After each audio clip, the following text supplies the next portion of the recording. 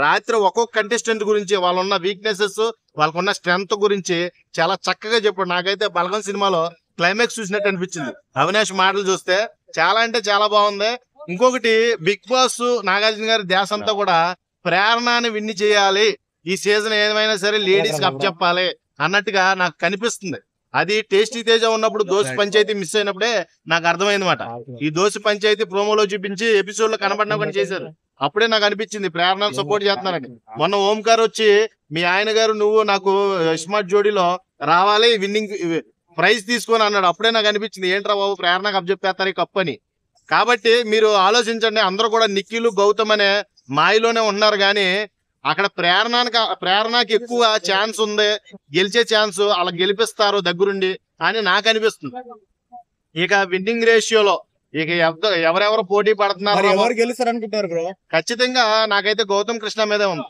గౌతమ్ కృష్ణకి ఎందుకంటే పాజిటివిటీ బాగా క్రియేట్ చేసింది జనం. ఒక యూట్యూబర్, అది కూడా మన బెంగళూరులో యూట్యూబర్స్ చేసిన పని వల్ల, వాళ్ళ సెల్ఫ్ క్యాంపెయిన్స్ వాళ్ళ కాలేజీల్లో చేయడం వల్ల నిఖిల్ గురించి, ప్రేరణ గురించి, పృథ్వీ గురించి సెల్ఫ్ క్యాంపెయిన్స్ ఎప్పుడైతే స్టార్ట్ అయినాయో అప్పటి నుంచి కూడా మనం కూడా సెల్ఫ్ క్యాంపెయిన్ చెయ్యాలి మన తెలుగు వాళ్ళకి అనే బజ్ బాగా క్రియేట్ అయింది. అది వన్ అండ్ ఓన్లీ గౌతమ్ మీద చాలా ఎక్కువగా ఉంది. అంటే ఇప్పుడు రాను బిగ్ బాస్ ఓటింగ్ మొత్తం రాజకీయాల ఓట్లు లెక్క మారిపోతున్నాయి, మారినట్టే ఇదంతా కూడా.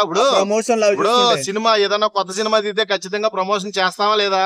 ఆ రకంగా టాప్ 5 లో ఉండే కంటెస్టెంట్ అందరూ ప్రమోషన్ చేయడంలో తప్పు లేదు. కానీ మనం ఎవరినైతే మనది ఏ షో, మన తెలుగు షో, మన తెలుగు బిగ్ బాస్ 8 షో కాబట్టి ఎవరిని గెలిపించాలనుకుంటున్నారో మీరే నిర్ణయించుకోండి. అర్థమైందా? ఉన్న వాళ్ళందరూ కూడా టాప్ కంటెస్టెంట్స్, ఎవరు కూడా ఎవరిని ఇబ్బంది పెట్టలేదు. అందరూ కూడా వాళ్ళు ఆడవలసినంత ఆట ఆడారు. ఇప్పుడు నిఖిల్ ఉన్నాడు, మాటలోను మంచితనంలోను చాలా మాస్క్ వేసుకుని ఆడాడని నేను చెప్తాను. 13 వీక్ వరకు ఇప్పుడే మాస్క్ తీసి జనాల ముందు వచ్చి కూసోబే అనే దాకా వచ్చింది వ్యవహారం. అర్థమైందా? ఇప్పటి వరకు మాస్క్ అయితే తీయలా, అంతా కూడా గ్రూప్ మేనరిజం చేస్తానే వచ్చాడు. అలాగే గౌతమ్ ఎప్పుడు మాస్క్ తీసే ఆడతాడు, ఎందుకంటే ఆడికి షార్ట్ టెంపర్. ఆ షార్ట్ టెంపర్ వచ్చినప్పుడల్లా ఎవరినైనా సరే ఎక్కేస్తా ఉంటాడు. కాబట్టి జెన్యూనిటీ అనేది ఎక్కువ కోపపడేవాడి మీదే కనబడుతుంది. ఆ కోపం ఎవరు కరెక్ట్ గా ఉన్నారో మీకు తెలుస్తుంది. వాళ్ళని చూసే మీరు ఎంచుకోండి. ఎవరైతే టైటిల్ విన్నర్ అవ్వాలనుకుంటున్నారో వాళ్ళనే చూస్ చేయండి. పోయిన సీజన్ లాగా పల్లవ ప్రశాంత్ చేసి టైటిల్ విన్నర్ అందరూ కూడా చాలా అవమానం ఎదుర్కొన్నారు. కనీసం ఇంటర్వ్యూ ఇవ్వడానికి కూడా చెత్త సీన్ చేశాడు అన్నమాట మనోడు పల్లవ ప్రశాంత్. అలా కాకుండా మీరు ఎవరినైతే ఎంచుకుంటున్నారు ఈసారి మనకు సపోర్టెడ్ గా, మన మీడియా వాళ్ళకి సపోర్టెడ్ గా ఉండే వాళ్ళని, ప్రజలకి బాగా నచ్చే వాళ్ళని ఎంచుకుంటే మంచిదని ఈ టైటిల్ విన్నర్ నా ఉద్దేశం.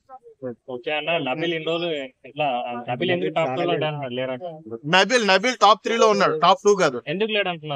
లేకపోవడానికి ఏకైక కారణం లాస్ట్ పృథ్వీ వెళ్ళిపోయే ముందు పృథ్వీతో సన్నిహితంగా ఉండడం.